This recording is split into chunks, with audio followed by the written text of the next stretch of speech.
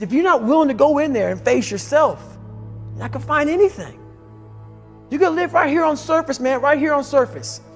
So if there is an ending to this world and there is somewhere to go and there's a judgment, you're gonna get there and you might see a chart. And that chart may tell you who the fuck you should have been. And now you get the rest of your life to think about that. Man, I could have lived a much better life if I just would have just suffered a little bit more. If I just would have went in that and realized I had so much more. But fear and the 40% and living here versus living here, being afraid, stop me. Your biggest enemy, the most important conversation you will ever have in your life is the one you have with yourself. You wake up with it, you walk around with it, you go to bed with it. Eventually, you're going to act on it, whether you're good or bad. You have to. That's why the whole thing about this book I have, it's about you. It is about you. It's strictly about you finding who you are. So many people die, live 100 years, never fucking know who they are. Never know who they are. You have to look in that mirror and know there's so much more in here, man. Because I can literally right now be a 300-pound guy spraying for cockroaches still to this day. If I did not look in that mirror and say, there has to be more to this. This can't be it.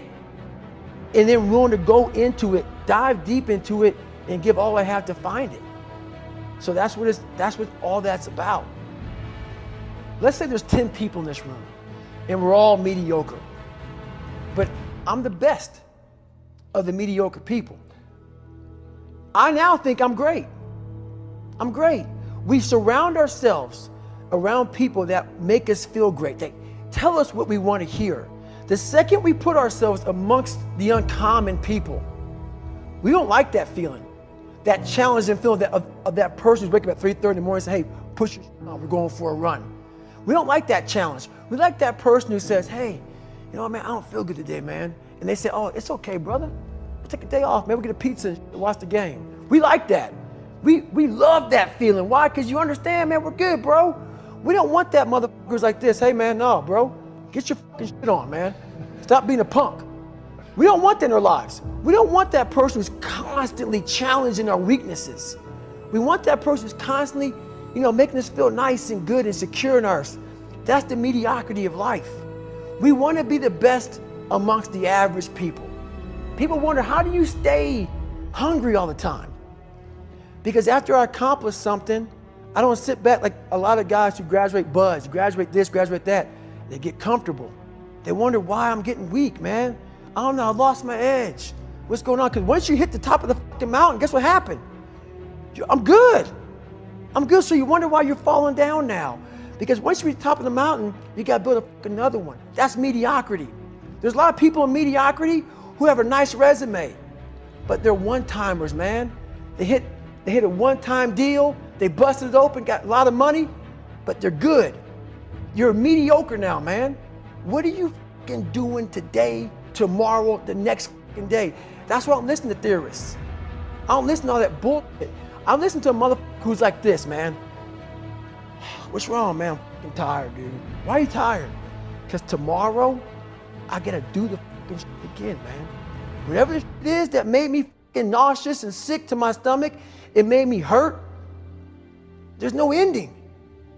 And that's the person I listen to. That's the person who's gained knowledge. You gain knowledge through suffering. And on the other end of suffering is a world that very few have ever seen. It's a beautiful world because that's where you find yourself. You don't find yourself in over here. You find yourself on the other end. Like the 100-mile race I was on, I ran it for 24 hours. I found myself on the other end of that race. That 19 hours, I found, wow, there's a whole nother world out here that I've never even saw. But the world's in your mind. And that's what all that mediocrity is about. The mind has the tactical advantage over you at all times. At all times of your life, the mind has a tactical advantage over you. Why is that? It knows what you're afraid of. It knows your insecurities. It knows your deep, dark lies. And it starts to push you away from that. It pushes you in a direction that is comfortable. The mind controls everything. So what I realized was that when I was growing up and I was 300 pounds and I got all fat and I got all insecure, I realized that my mind kept taking me in this direction. When things got uncomfortable for me, when I was facing my insecurities, I was facing my fears, my mind said, oh no, we have the tactical advantage. We need to get you, separate you from this feeling over here. Life's all about feelings. We want the happy feeling. We don't want that feeling of this sucks.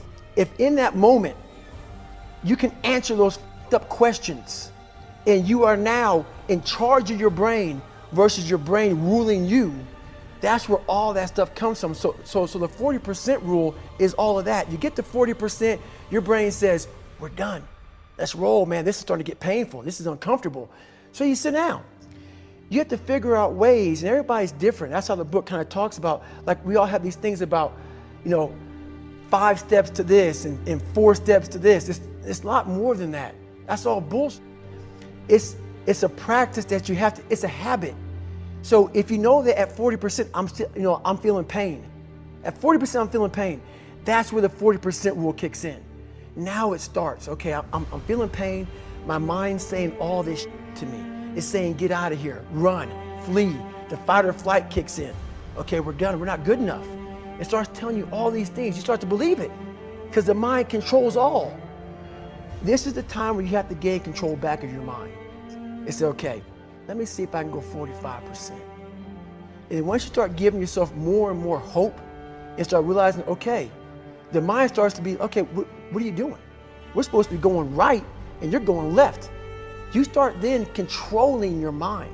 Start finding more in yourself. And then it goes from 40% to a lot further than that. But that's the start of it though. Get to the spot where your mind is saying stop. Wherever that is, you gotta get there first. And then that's when that starts to work for you. You gotta control yourself in that moment.